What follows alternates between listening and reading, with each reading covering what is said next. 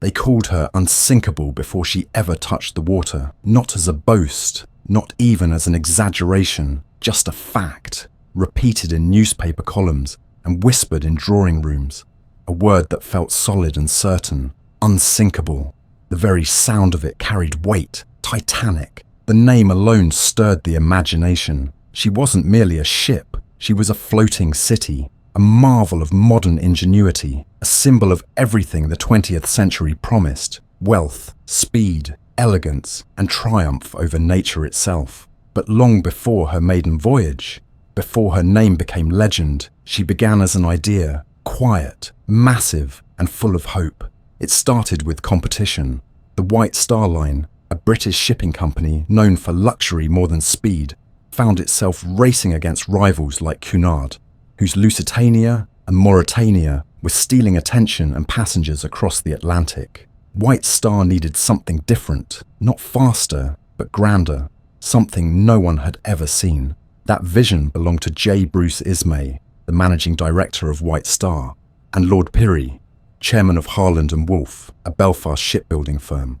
Over quiet conversations and ambitious sketches, the plan emerged. 3 Olympic-class liners, each larger and more luxurious than anything the world had ever known. Titanic would be the crown jewel. In Belfast, construction began in 1909. The numbers were staggering. Over 15,000 workers, most of them local Irishmen, toiled day and night. Steel plates were heated, rivets hammered by hand, frames raised like the skeleton of some giant beast. The slipway alone had to be expanded to accommodate her massive hull. The city watched her rise, slowly and steadily, from riverbank to skyline. Every day she grew taller, longer, more impressive. She would stretch nearly 900 feet from bow to stern, as long as 4 city blocks. Her hull alone contained over 2,000 steel plates, held together by 3 million rivets. She was a floating fortress, a cathedral of engineering and human effort. As her body took shape, so did her soul. The interiors were designed not just for comfort, but for wonder. Passengers in first class would stroll through corridors modelled after Versailles, dine beneath glass chandeliers in rooms dressed with wood-panelled walls and hand-woven carpets. The grand staircase, a sweeping oak and wrought iron marvel, spiraled gently beneath a glass dome. There were reading rooms, smoking lounges, squash courts, Turkish baths, and a heated saltwater swimming pool. Even the third-class cabins, usually Spartan on other liners, were bright, clean, and comfortably furnished. It was more than a ship. It was the promise of a new era, a symbol of progress wrapped in luxury. By the time Titanic was launched in May 1911, thousands lined the docks. They stood shoulder to shoulder to watch the great ship slide down the ways into the River Lagan. A silent gasp in the crowd as her hull kissed the water for the first time. She floated without engines, without interiors, just her steel bones and bold name gleaming at the bow. But even then, she looked majestic, a sleeping giant awaiting her heart. Fitting her out would take nearly a year, an immense task involving everything from installing engines the size of small houses to arranging fine china in dining rooms. Every detail was scrutinized, every carpet fitted, every menu planned with care. Behind it all was a quiet but unshakable pride, the belief that they were building the greatest ship the world had ever known.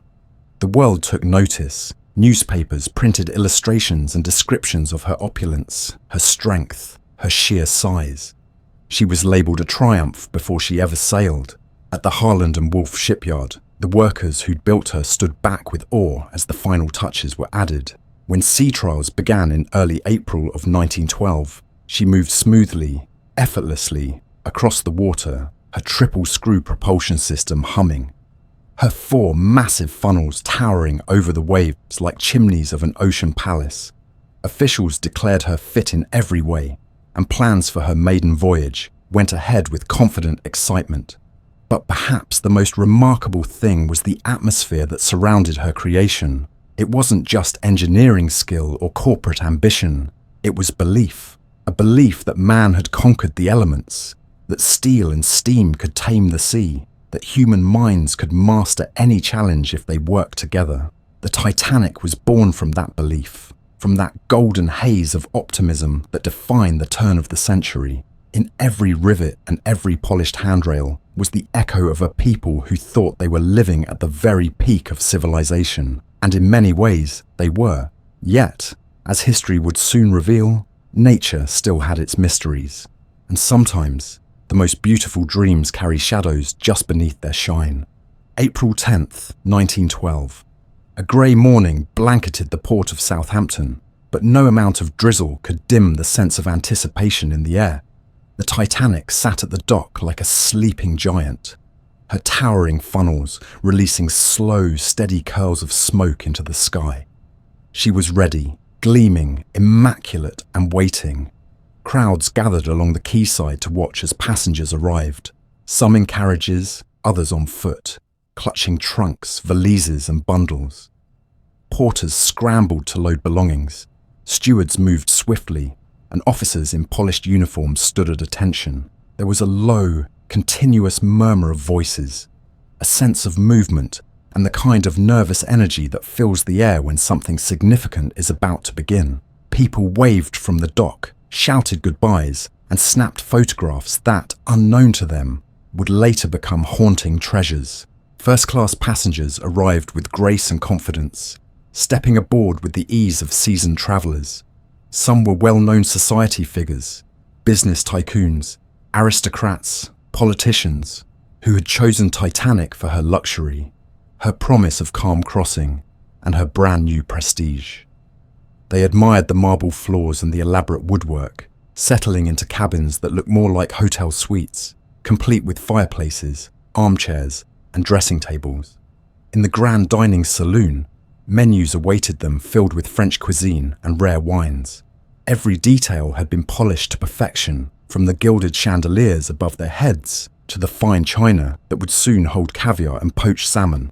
Second-class passengers made their way aboard with quiet dignity. Teachers, merchants, clerks, and a few writers, people of modest means but refined tastes. Their accommodations were clean and welcoming, with sturdy beds, writing desks, and lounges equipped with books and games. For many, Titanic's second class rivaled the first class experience on other ships.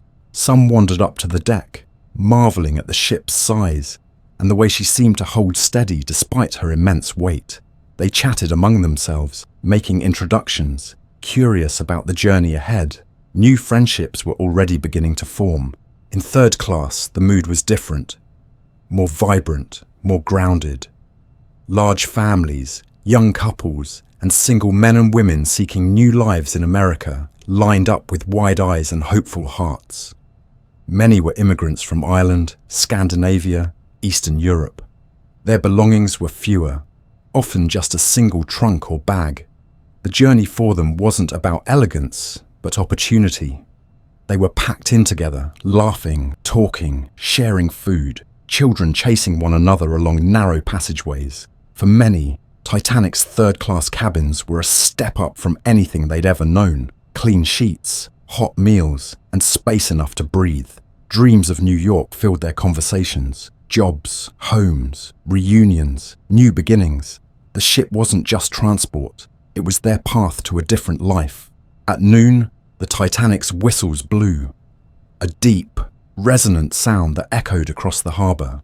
The mooring lines were cast off, and slowly, with the help of tugboats, she began to move.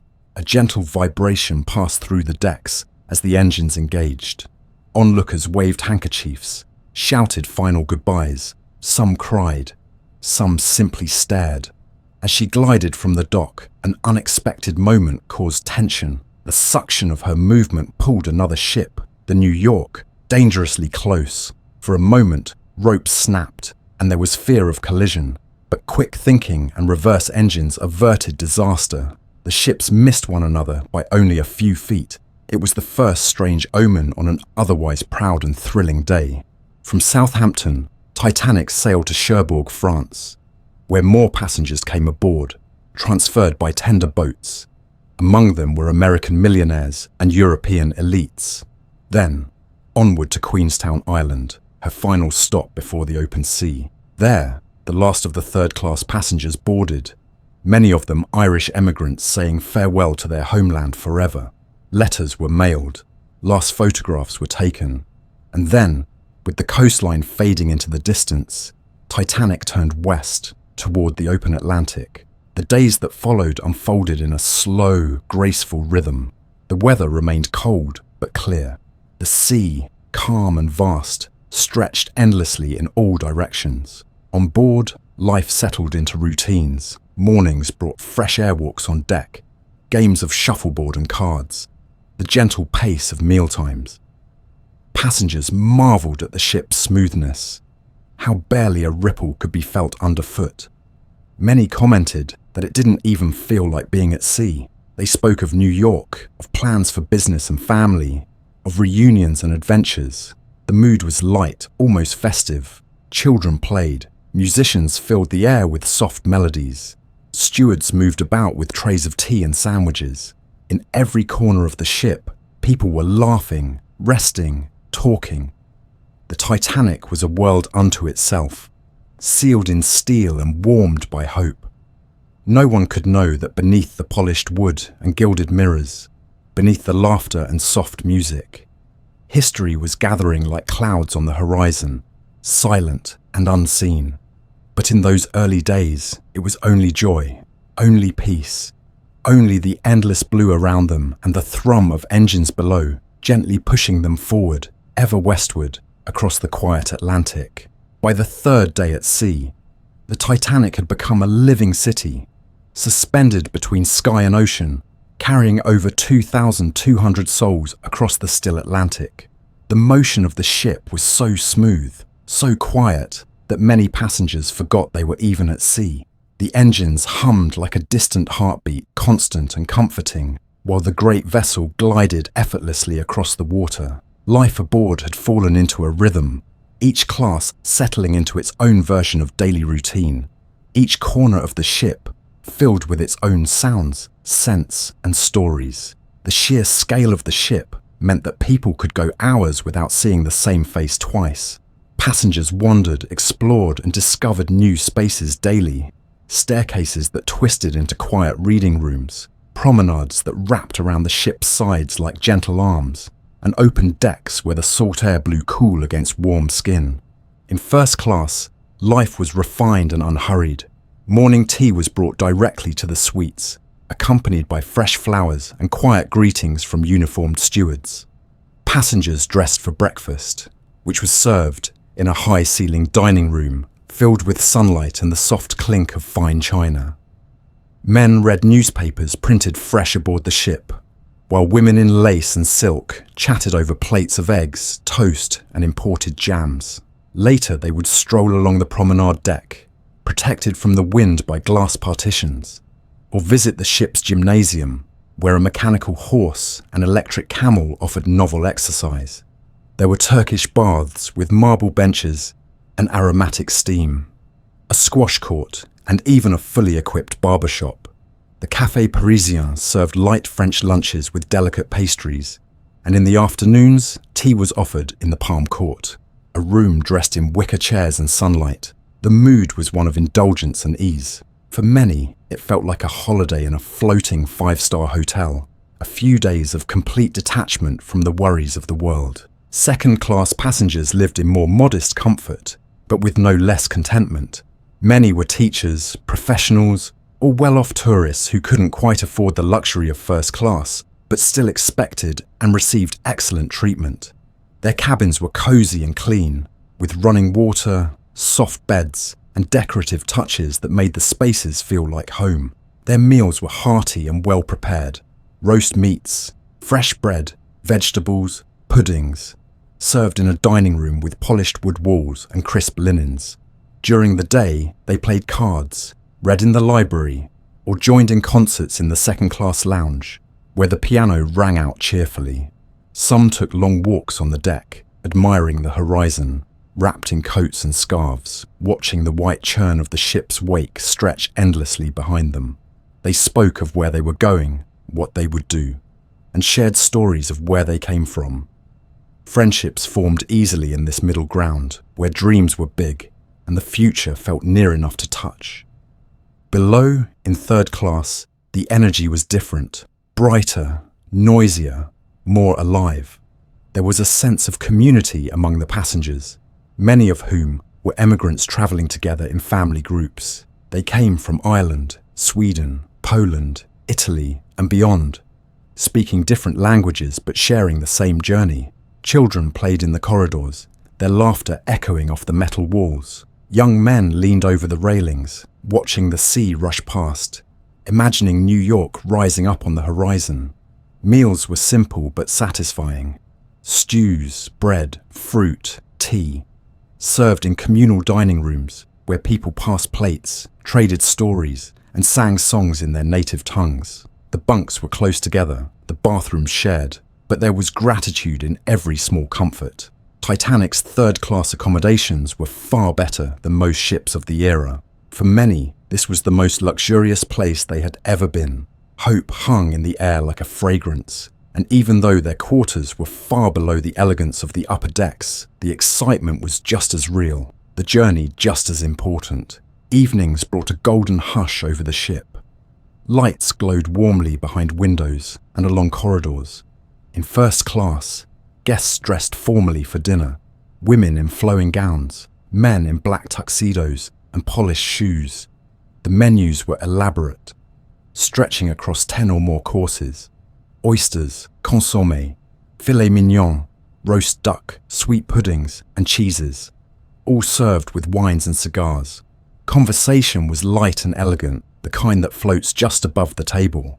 In second class, the evening meal was simpler but still generous, followed by music or a quiet walk under the stars. Third-class passengers gathered in their own spaces, where someone might pull out a fiddle or start a folk song, and others would join in, clapping, dancing, singing. The air was filled with life. Above, the ship sailed on steadily, the stars bright and cold above her. There was no hint of danger. The sea remained calm, like glass, some said, unnervingly still. Ice warnings came in over the wireless, but they caused no panic. After all, the Titanic was said to be unsinkable.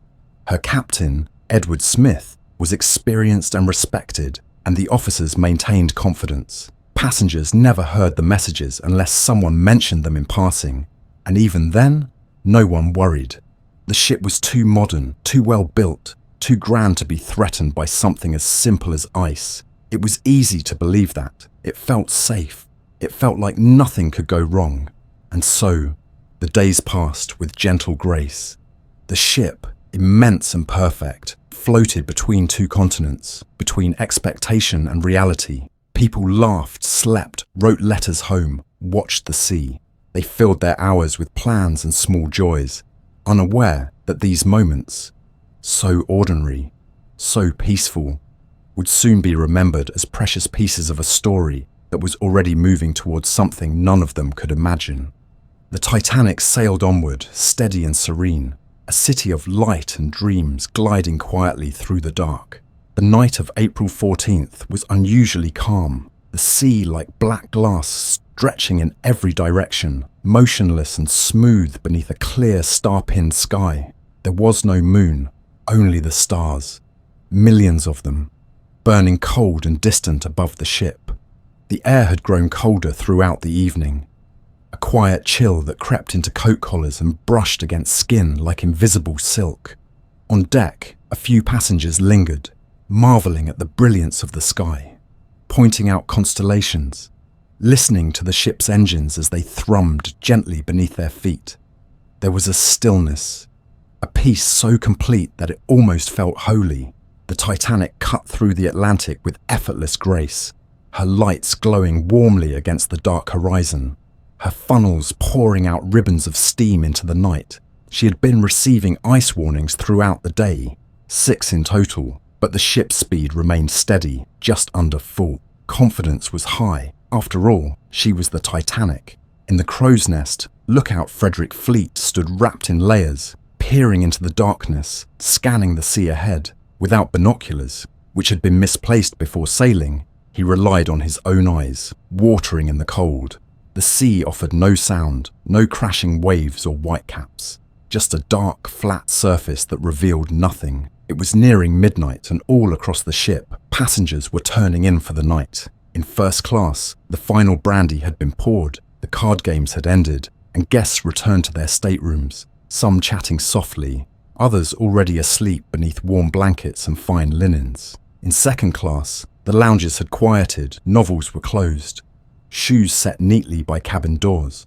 And below, in third class, lullabies were still being hummed, children tucked in close to parents, dreams of America already forming behind closed eyes. The ship was at rest, the world outside it, silent. Then, at 11:40 p.m, Fleet saw something ahead, a shadow, tall and wide, rising out of the water. "Iceberg, right ahead," he shouted, and rang the warning bell 3 times. On the bridge, First Officer Murdoch responded instantly, ordering a hard turn to port, and the engines reversed. The ship began to shift, slow, massive, deliberate, but the iceberg was too close. There was no screech, no violent crash, only a deep, muffled scrape as the starboard side of the ship brushed past the ice. Steel plates along the hull groaned and buckled. Underneath the surface, the damage was spreading rapidly. A gash, small to the eye but devastating in effect, opened up the first 5 compartments to the sea. Water began to pour in, cold and unstoppable, racing through the lower decks, rising quickly past bulkheads that weren't designed to be overtopped. Above, many passengers felt nothing at all. A soft vibration, perhaps a slight shudder through the walls. Some thought the engines had slowed. A few in the first-class smoking room paused in their conversations, then returned to their cigars. In third class, there were confused murmurs as the ship tilted ever so slightly. But there was no alarm, no loud announcement. The Titanic had struck ice, yes, but she still moved. She still floated. Most assumed it was a minor incident, nothing more than a delay. But in the bowels of the ship, the truth was already evident. Firemen and engineers rushed through rising water, shouting to one another, realizing with growing horror that the ship was fatally wounded. The watertight compartments, though advanced in design, were not sealed all the way to the top. As the forward sections flooded, the weight of the water pulled the bow lower, forcing the sea to spill from one compartment to the next, like water filling a tilted row of cups. Thomas Andrews, the ship's chief designer, was among the first to understand the scale of the damage. He moved calmly through the ship, inspecting the flooding areas, consulting the schematics in his mind. It took him only minutes to realize that the Titanic could not stay afloat, not with 5 compartments breached. She could float with 4 flooded, but not 5. It was a mathematical certainty. She had, at most, 2 hours to live. Still, there was no panic. The lights were on, the ship was level, the music still played softly from the lounges. Passengers, half-dressed and curious, emerged from their cabins to ask questions, unsure whether they were even in danger. Officers began to rouse the sleeping, urging them to get dressed and come up on deck. "Just a precaution," they said. "Nothing to worry about." The lifeboats were uncovered and swung out, not with urgency, but with procedure. Orders were followed, but the weight of their meaning had not yet settled in. Captain Smith gave the command to send out distress signals. The wireless operators, Jack Phillips and Harold Bride, began transmitting CQD, "Come quickly, danger," and later SOS, the new signal code. Messages shot out into the night, hoping for answers. The Carpathia, nearly 60 miles away, replied that it was turning and coming at full speed, but she was 4 hours off. Other ships were closer, but either too far to respond in time or too silent to hear. Titanic was alone in the dark, surrounded by a cold and endless ocean. On board, the crew began directing passengers toward lifeboats. Women and children first. The ship carried only 20 lifeboats, enough for barely half those on board. Some were reluctant to get in. The deck was cold, the sea dark. The Titanic was still lit, still steady. Who would want to leave the warm safety of that grand vessel for a tiny, exposed lifeboat in the freezing Atlantic? Many refused at first. Officers pleaded, even threatened trying to fill the boats. Some were lowered with only a fraction of their capacity. Others waited too long. But slowly, the reality began to settle in. The ship was going down. And still, through it all, there was no chaos, no screaming mobs, no mad rush for safety. People moved with quiet disbelief, still not quite able to grasp what was unfolding. Some made jokes, some stood silently, staring at the horizon. Couples held hands, parents clutched their children. The band gathered on the deck and began to play, offering music to fill the silence, to soothe, to distract. Their melodies drifted across the deck like smoke, familiar and comforting in the face of the unknown. As the bow sank lower and the stern began to lift, the angle of the deck grew sharper. Chairs slid, glasses tumbled, the sea crept ever higher. The stars above continued to shine, cold and uncaring. Below, the lifeboats floated away one by one, filled with those who had believed early, who had moved quickly, who had found space. On deck, those who remained braced themselves against the chill, their breath now visible, their hearts racing, their thoughts full of everything they'd ever known. The iceberg itself had long since vanished into the dark, an enormous, silent shape that had torn a hole in the heart of a dream. The Titanic, proud and impossible, was sinking, and though most still didn't believe it, time was running out. The night, once serene and full of promise, had turned into something no one would ever forget. There is a strange kind of quiet that settles over people when something unbelievable begins to unfold. A stillness that doesn't come from calm, but from confusion, from minds struggling to make sense of what the body already feels. That was the atmosphere aboard the Titanic in the hour after the iceberg strike. No sirens, no shouting, no dramatic alarm. Just a growing awareness that something wasn't quite right, and a ship that no longer felt steady beneath one's feet. Officers moved through the corridors and decks, their instructions measured but firm, asking passengers to get dressed and make their way topside. Many were puzzled. It was late. The ship was still brightly lit, the floors still dry, the music still playing in lounges and smoking rooms. How could anything be wrong? Passengers asked questions. Some joked nervously. Others looked to the crew for clues. In first class, where comfort and elegance surrounded every moment, people were hesitant to believe anything serious could be happening. Stewards knocked gently on doors, urging occupants to put on their lifebelts and coats. In staterooms and corridors, there was the rustling of clothing, the murmurs of uncertain voices, the creaking of leather shoes on carpet. Some women refused to leave without their jewelry or furs. Some men insisted on finishing their drinks or changing into dinner jackets. They were told it was just a precaution, that they might be transferred to another ship as a matter of protocol. It was easier to accept that version of events than to believe the Titanic, the unsinkable marvel of modern design, could be in any real danger. In second class, the reaction was more mixed. Some passengers obeyed quickly, dressing warmly and heading up to the open deck with questions on their faces. Others waited, unsure, unwilling to believe the situation was urgent. They watched crewmen move lifeboats into place, saw flares being prepared, and began to feel the twinge of worry. Still, the Titanic remained upright. The lights were steady. The familiar hum of the engines had ceased. But the ship didn't feel like it was dying. It simply seemed to be pausing. But there was one unmistakable detail that gave it away. The cold. The air on deck was biting, the kind that stings the skin and seeps into bone. It reminded everyone that they were far out at sea, miles from land, and now entirely at the mercy of what was coming. Down in third class, the mood was less composed. At first, few knew what had happened. The noise of the collision had been dull but noticeable, and in the lower parts of the ship, the sensation of the jolt had been stronger. Some passengers had seen water rushing in almost immediately. Others had heard strange sounds, metal bending, pipes hissing, doors creaking.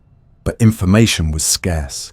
Many spoke little English, and confusion quickly turned to concern. Crew members, under orders, directed third-class passengers toward the upper decks, but in many areas, they encountered locked gates and unfamiliar stairways.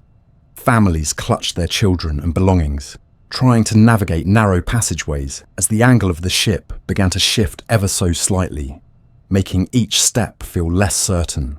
Even then, there was no mass panic, only growing urgency. A sense that this wasn't a drill, and the danger was real.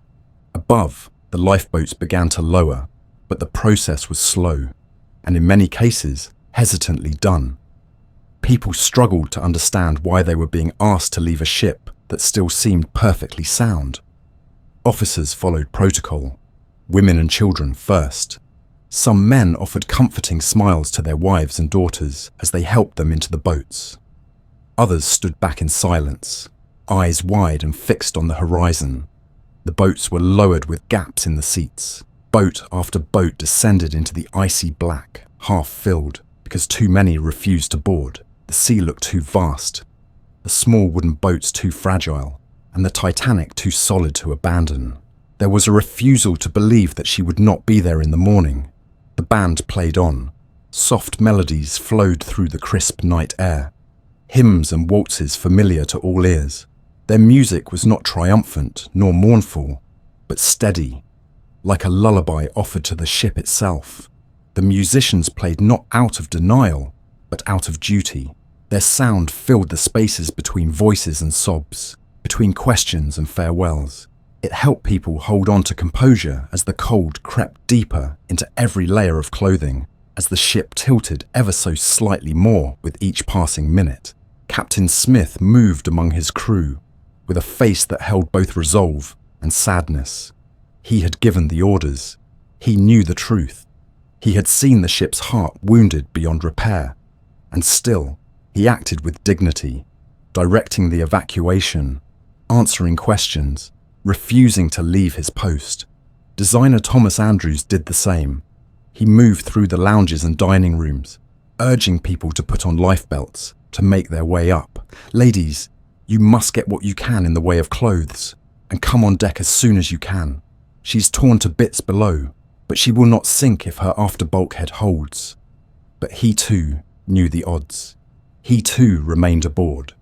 As the hour grew later, reality slowly began to settle in. The bow had lowered further into the sea, the slope of the deck more noticeable, the sounds of distress more frequent. Somewhere below, the mailroom had flooded, the squash court, the boiler rooms, the lower corridors, now all underwater. The sea was winning minute by minute. The lifeboats became more crowded. Women sobbed as they were separated from their husbands. Children cried as they were lifted into the arms of strangers. And yet, many men did not protest. They stood still, watching the boats descend, waving gently, some tipping their hats, some holding in their tears until the small boats were too far to see. And still, many others remained inside, in lounges or cabins, unwilling to believe, or perhaps simply unwilling to leave the warmth and light for the cold unknown. The Titanic still looked safe to the untrained eye. The decks were still illuminated, the carpets still dry in many places. It did not feel like a sinking, but beneath, the water was rising. Every moment that passed drew her closer to the point of no return. Time was slipping away. Decisions were being made that would echo through history, and above them all, the stars glittered in the frozen sky, unmoving and indifferent as the great ship quietly began her final descent. By the time the clock struck 2 in the morning, the Titanic was no longer just a ship in distress. She was a ship dying by degrees. Every passing minute marked by the sound of rushing water and the groans of bending steel deep in her wounded hull. The bow had already vanished beneath the surface, swallowed by the cold black ocean, and the stern was beginning its slow rise, angling higher and higher into the night sky. The lifeboats were gone now, lowered one by one until nothing more could be done. There were still over 1,500 people on board, spread across the tilted decks, clustered in corners of the superstructure, some helping others, some praying, many simply standing in silence, as if frozen in the unreality of it all. The stars above remained clear and cold, and the sea around the ship was like oil, unbroken, impossibly still. But Titanic herself had begun to tremble. The deck was no longer a place of calm. Chairs, lifebelts, and deck furnishings slid with each new tilt, tumbling toward the bow as gravity claimed them. People struggled to keep their footing, grabbing at railings, walls, and anything fixed in place. The once level floors had become ramps. The ship, so recently a floating hotel of elegance and pride, was now a labyrinth of slanting passageways and echoing cries. Some passengers tried to make their way to higher ground, climbing staircases that now felt like mountains, helping the elderly, carrying children, their shoes scraping against polished wood that had become a slipping hazard. Others sat down where they were, exhausted, choosing stillness over struggle, staring blankly ahead as the cold crept deeper into their bones. In the upper decks, officers tried to maintain order, but there was little more to be done.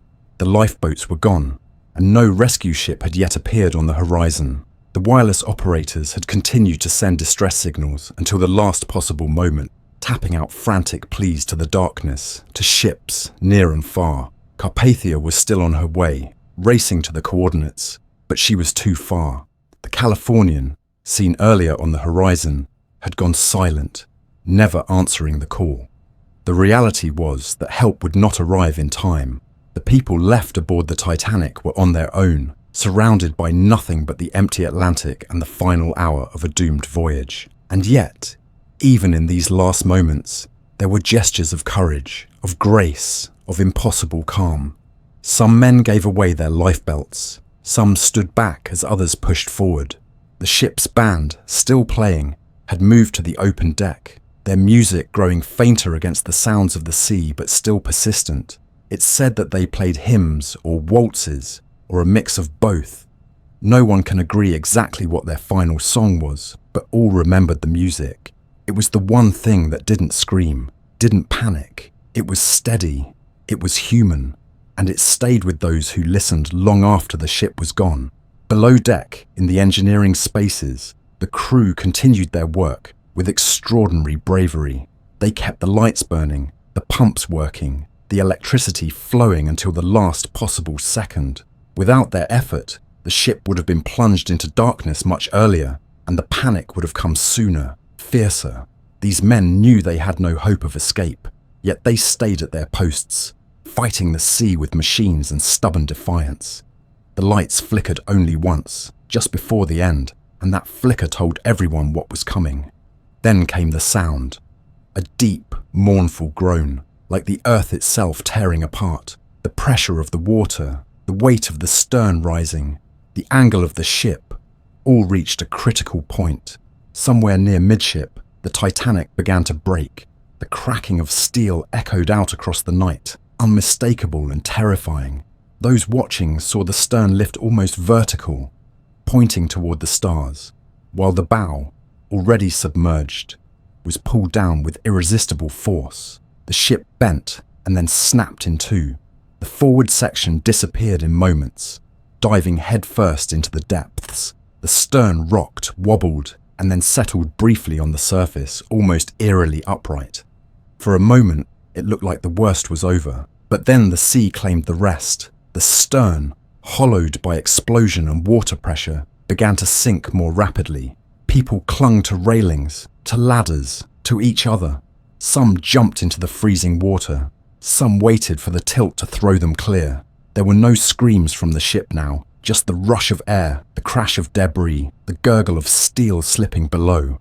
And then, the Titanic was gone.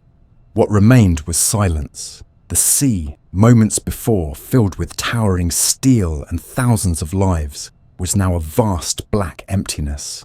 Tiny lifeboats bobbed in the dark, scattered like fallen leaves. In the water, hundreds of people clung to pieces of wreckage, their cries piercing the stillness, desperate and raw. But the cold was too great. The temperature of the Atlantic was below freezing, and it sapped the strength from even the strongest within minutes. Life jackets kept many afloat, but not alive. One by one, voices faded. One by one, the sounds disappeared. And yet, through the emptiness, through the fading echoes, there was something else, A weightless, almost sacred stillness. The Titanic was gone, but her presence lingered in the minds of those still afloat. She had taken with her stories and songs, lives and dreams, laughter and promise. She had sailed with pride and ended in silence. Her final descent was not a collapse, not a scream, but a surrender, elegant and haunting. A memory etched into the surface of the sea, invisible to the eye, but never forgotten by the heart. In the darkness that followed Titanic's final plunge, a haunting stillness settled over the Atlantic. The sky remained breathtakingly clear, the stars as bright as they had been just hours before, scattered across the heavens with an indifference that made the human cries rising from the sea seem all the more fragile. The ship was gone, swallowed entirely, and in her place was a vast stretch of black water dotted with lifeboats, wreckage, and the faint silhouettes of people, some clinging to debris, others floating motionless, still held up by their life jackets but no longer moving.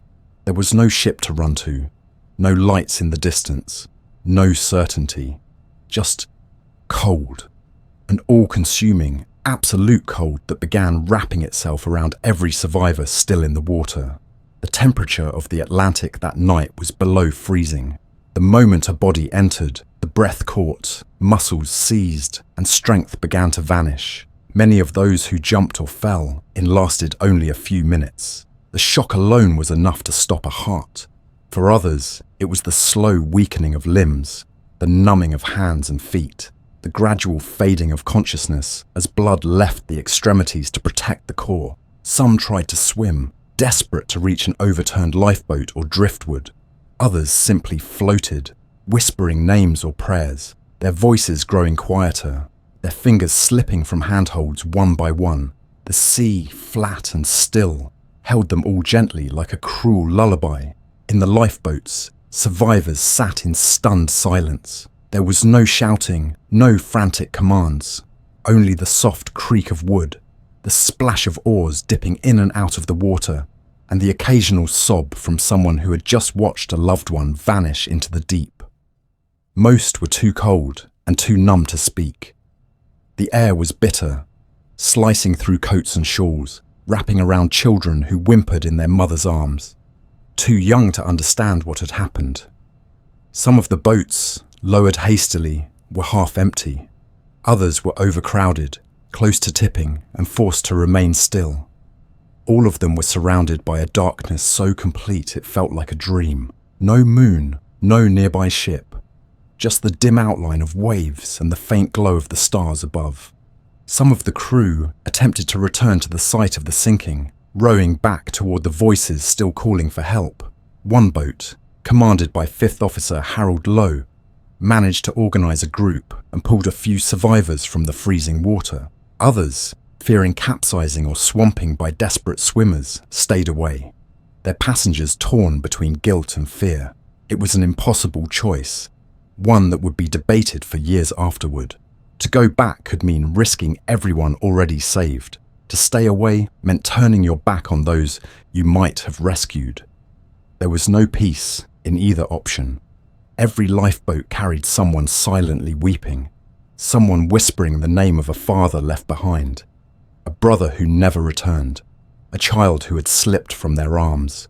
The hours dragged on, and then, as if in answer to the collective will of those who still waited, a faint light appeared on the horizon. Just a flicker at first, a suggestion, but it grew steadily, and soon the unmistakable shape of a ship began to form in the distance. The RMS Carpathia, answering Titanic's distress call, had arrived. She had steamed through the night at full speed, racing across ice-laden waters to reach the coordinates. The crew on board had no idea what they would find, only that a great ship was in trouble. Now they saw not the Titanic, but fragments of what had once been her, lifeboats adrift, women and children waving weakly, the sea littered with pieces of lives that had ended in the dark. One by one, the Carpathia pulled the survivors aboard. Ropes were thrown down, ladders lowered, stewards and nurses rushed to help those too weak to climb. Blankets were wrapped tightly around shivering bodies. Hot drinks were pressed into trembling hands. Names were taken. Families reunited or confirmed lost. Some sobbed in relief. Others stared blankly ahead, lips blue, eyes hollow with shock. Mothers asked for husbands who would never come. Children searched for parents who had not made it. There were passengers so weak they had to be carried, laid gently onto stretchers or benches, barely responsive. And through it all, the crew of the Carpathia worked in near silence, speaking gently, moving quickly, trying to process the enormity of what they were witnessing. As dawn broke over the Atlantic, the first rays of light revealed the full scale of the tragedy.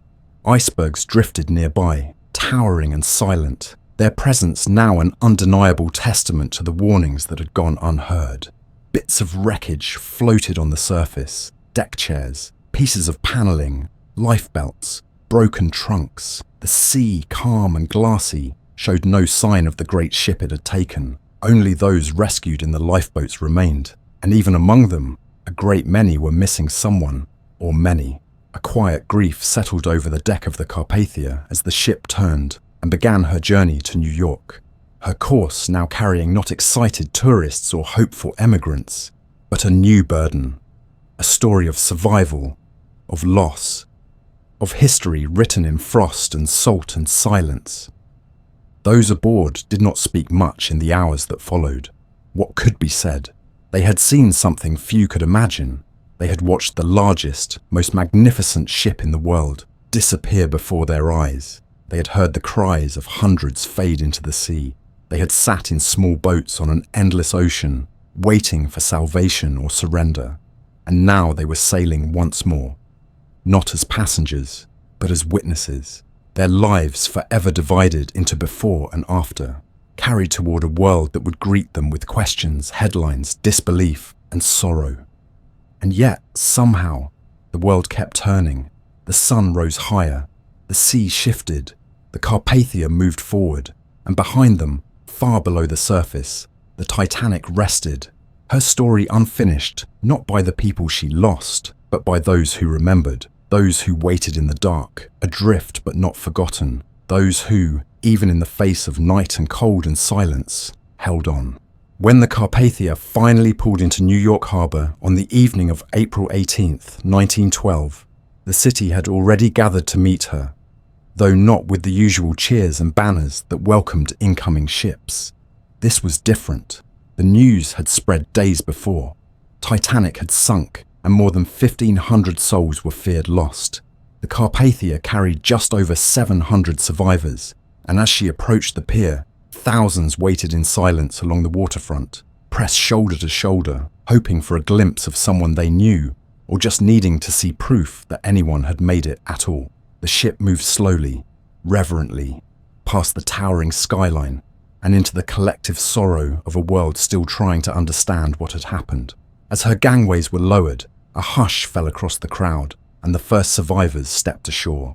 They came off the ship, wrapped in blankets, coats too large for their frames, some barefoot, some being carried, faces pale, hollow-eyed, hands shaking from the cold or from something deeper. Children clung to mothers, widows stepped off alone, entire families reduced to one or two.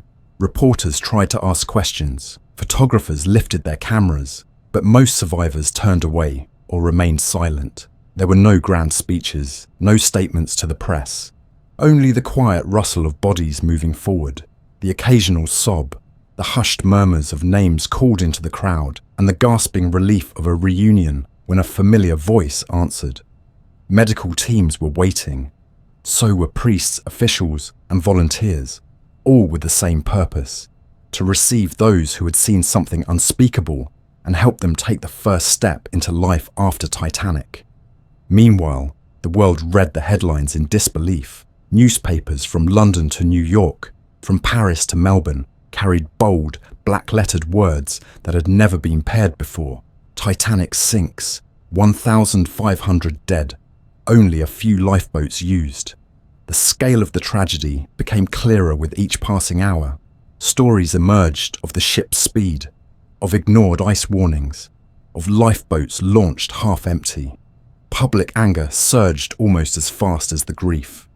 How could a ship so advanced, so celebrated, have gone down so completely? How could so few be saved? Questions led to official inquiries on both sides of the Atlantic. In New York, the United States Senate opened hearings almost immediately. Survivors, crew, shipbuilders, and officials were called to testify. The British Board of Trade followed with its own investigation. Diagrams were drawn, charts consulted, testimonies recorded. The truth emerged in fragments, slowly painting a picture of complacency, misjudgment, and blind confidence. It became clear that Titanic had been warned repeatedly about ice ahead.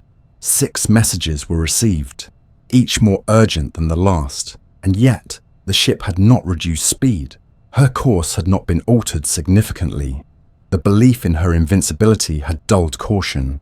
She carried just enough lifeboats for roughly half of her passengers, a decision based on outdated regulations, not on common sense. Officers were unsure of lifeboat capacity. Some boats were launched with 20 people, despite being designed for 65. The chaos of the night, the class barriers, the language obstacles, all combined to create a tragedy that was as preventable as it was devastating. But it wasn't only facts that emerged. There were also stories, acts of sacrifice and bravery, tales of musicians who played to the very end to keep passengers calm, of engineers who stayed below to keep the lights burning, of men who stepped back from lifeboats so that women and children might live, of passengers comforting strangers, of love shown in final glances, of last words whispered into the night. These stories became part of the legend, part of what allowed people to carry the weight of what had happened. For in the face of disaster, the best parts of human nature had also revealed themselves, not everywhere, not in every moment, but enough to leave behind a trace of light. In the weeks that followed, changes began. The world had seen too much to stay the same. Maritime laws were revised. Lifeboat requirements were updated so that every passenger on every ship would have a seat. Around-the-clock radio monitoring became standard. Ice patrols were established to monitor iceberg activity. Titanic had shown not only what could go wrong, but what must never go wrong again. Her sinking was a failure of design, of preparation, of human assumption, but it was also a lesson, one paid for dearly. For the survivors, the days after arrival were filled with more than just recovery. There were interviews to endure, telegrams to send, families to face. Some had lost everything, their luggage, their money, their loved ones. Others found themselves carrying a kind of invisible weight, a feeling that they had stepped off one world and into another, one where every quiet moment might bring back the memory of cold water, of screams in the dark, of faces lost beneath the waves. Some survivors became well known, invited to speak, to write, to relive their experience again and again. Others disappeared into anonymity, choosing not to speak of the voyage at all, burying it with their dead and trying to build something new from what remained. And still, Titanic lingered. In photographs, in testimonies, in the black-edged memorial notices in newspapers, in statues raised in honor of the band, in plaques listing the names of those who had gone down with the ship. Her name became a symbol, not just of tragedy, but of ambition, of human limits, of how even our greatest achievements can be undone in the span of a few hours. People spoke of her with reverence, with awe, with sorrow. They whispered her name as though she were a ghost ship, floating forever in the collective memory of a shaken world. In the quiet corners of homes and hearts, letters were read and reread, last postcards, telegrams from Queenstown, receipts from White Star Line, small tokens that had become suddenly precious. Lives continued. The world moved forward, but beneath it all, the image of Titanic persisted, perfect, beautiful, doomed, a ship built to conquer nature, only to be humbled by a floating mountain of ice and the frailty of human certainty. And those who survived carried her story with them always, as a scar, as a gift, as a duty, because they had seen the great ship go down, and they knew, more than anyone, what it meant to live through a night when the impossible happened. Years passed, and the world changed. Wars came and went, empires shifted, cities rose, and technology leapt forward in ways no one aboard the Titanic could have imagined. But the story of that one ship, that single night, never faded. If anything, it grew stronger with each telling. What had begun as headlines in black ink became legend, a haunting symbol not only of loss, but of humanity's reach, its desire to build the biggest, the best, the most invincible, only to be reminded of how fragile even the grandest creations can be. The name Titanic became more than just a shipwreck. It became an echo, a myth, a lesson, and over time, it slipped into something softer, almost sacred, remembered not just for the tragedy, but for the people whose lives were stitched into its fabric. Books began to appear in the years after the sinking. Memoirs written by survivors or historians piecing together timelines, maps, diagrams of watertight compartments and deck layouts. Some wrote to process their grief, others to answer questions the world still asked. Museums displayed artifacts retrieved from survivors, menus, tickets, letters. Each item became a portal, a window into those brief days of splendor and those long hours of fear. Schools taught the story. Films were made. In newspapers, on anniversaries, names were listed again, stories retold. People held ceremonies, lit candles, laid wreaths at sea. The Titanic refused to slip quietly beneath history's surface. She remained buoyant in memory. And still, beneath the waves, she lay in silence. For decades, no one knew where she had come to rest. Her exact location was a mystery, buried beneath miles of water and time. The North Atlantic, vast and unforgiving, kept her secret. But the mystery only deepened the fascination. She became a ghost ship in the collective imagination, a queen of the deep, lying intact and majestic on the ocean floor. Rumors spread that she was perfectly preserved, her chandeliers still swinging, her grand staircase still glittering in the darkness. The truth would turn out to be something different, more solemn, more heartbreaking, but no less powerful. In 1985, more than 70 years after the Titanic vanished beneath the surface, an American-French expedition led by Dr. Robert Ballard found her. The discovery was met with astonishment. The wreck was split in two, lying more than 2 miles below the surface, scattered across the seafloor like the shattered remains of a dream.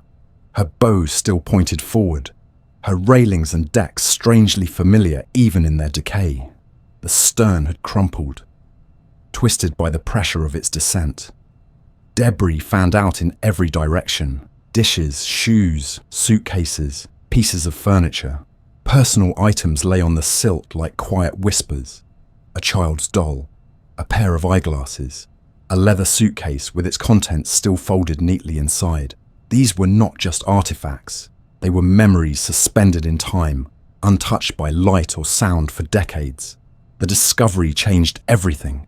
Now the Titanic had a place, a tangible location on the map. It became real again, not just a story told over dinner tables or classrooms.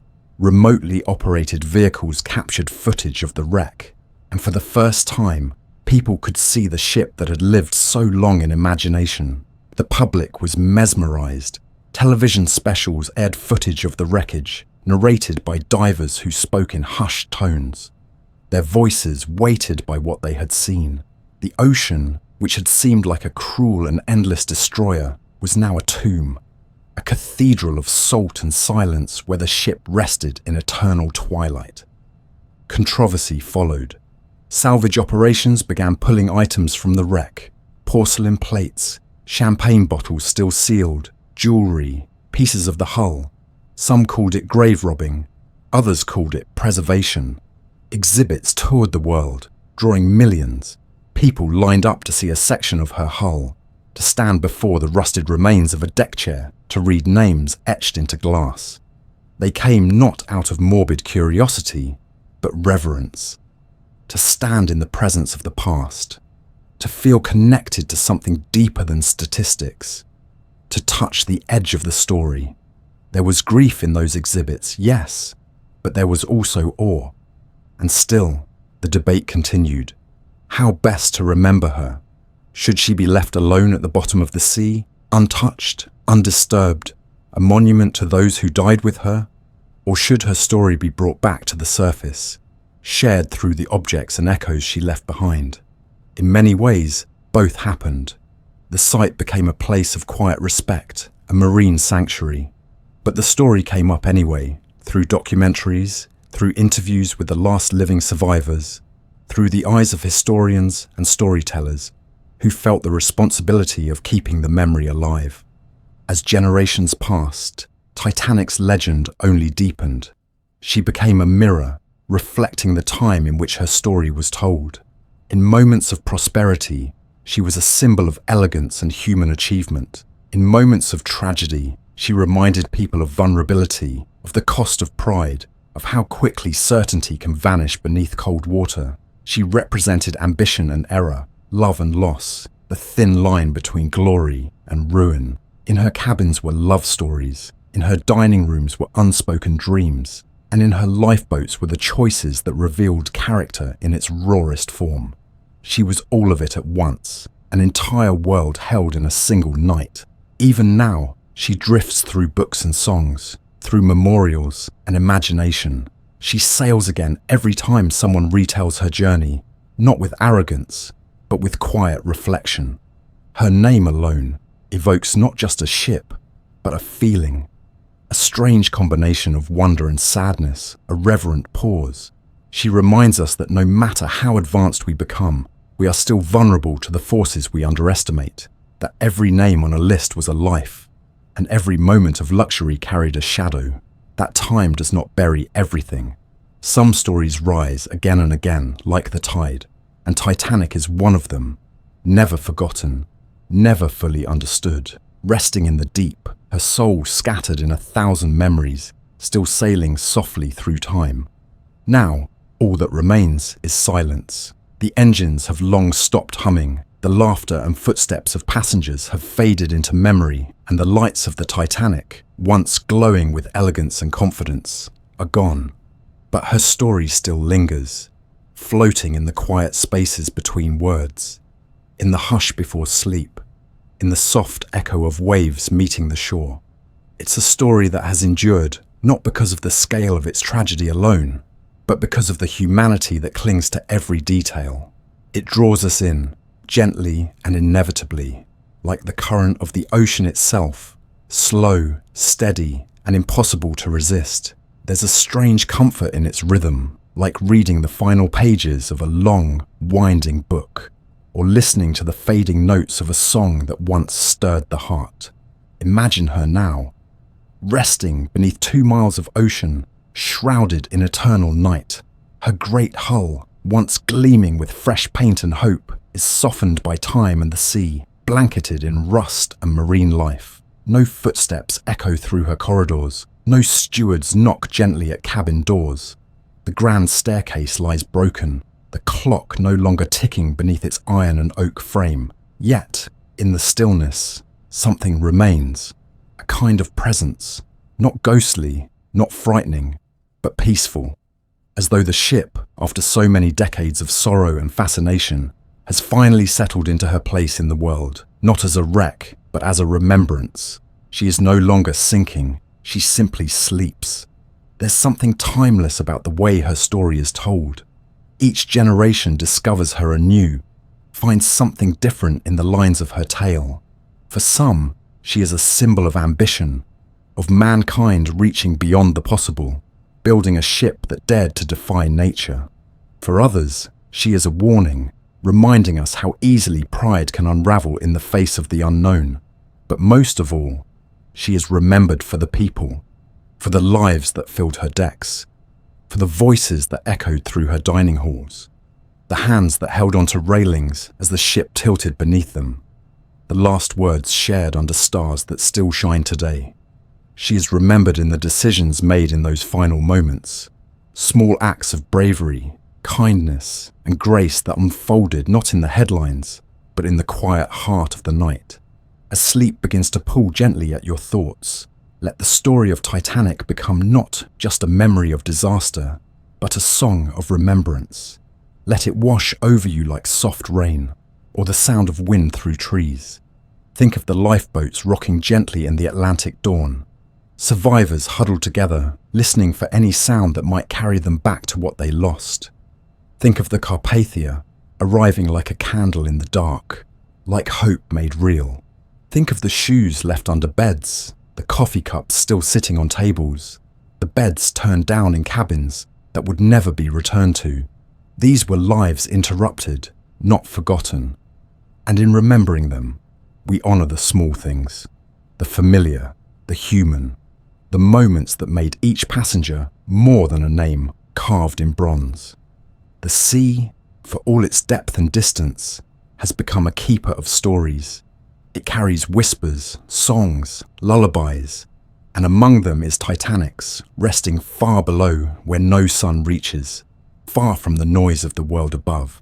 But you can still feel her, in the creak of an old ship, in the chill of salt air on your skin, in the pages of a well-worn book passed from hand to hand. Her story belongs to all of us now, not to a single era, not to a single nation, but to everyone who has ever dared to dream, to build, to love, and to lose. She is more than steel and rivets. She is memory given shape, sorrow given voice. And now, as your thoughts grow softer, as the images begin to blur and drift like smoke at the edge of sleep, allow yourself to let go. You are safe. The storm has passed. The waves are calm. Somewhere deep beneath the sea, Titanic sleeps too. Her story still unfolding in the hearts of those who remember. She no longer sinks. She rests. And in that stillness, in that final quiet breath, there is peace. There is always peace. Let it carry you now, slowly, gently, into dreams.